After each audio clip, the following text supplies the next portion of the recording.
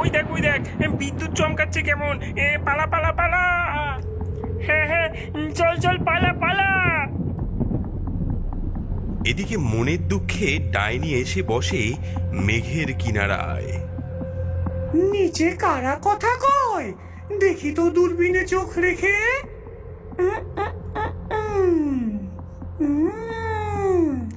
ওরে বাবা, কত ছোট ছোট ছেলে মেয়ে, এদের গায়ের মাংস কি নরম।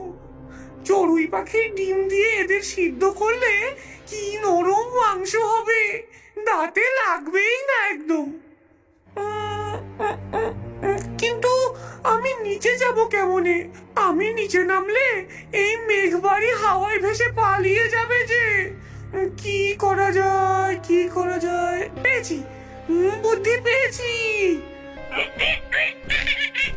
কেমন করে দেখি তো একটু জাদুর বইটা পড়ি।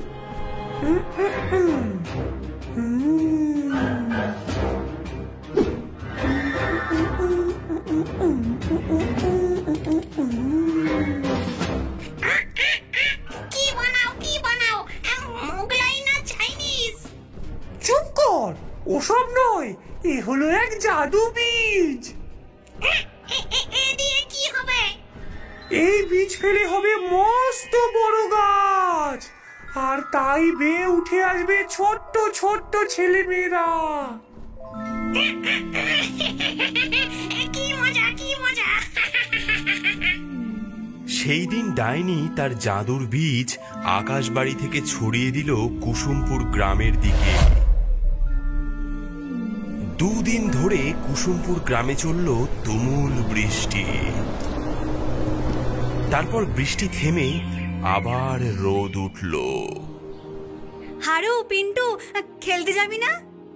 হ্যাঁ যাবো তো, চল চল মাঠে যাই।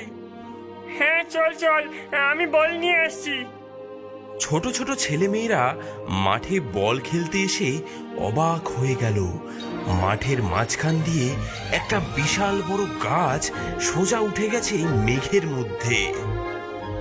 এ কি রে, এখানে তো আগে এত বড় গাছ ছিল না। কি বিশাল উঁচু গাছ দেখেছিস? এ তো মাথায় দেখা যাচ্ছে না গাছের।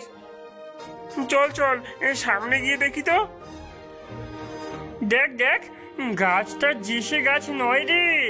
দেখ গাছের ডালে কত লজেন্স, চকলেট, কেক, বিস্কুট, মিষ্টি, ললিপপও ঝুলছে।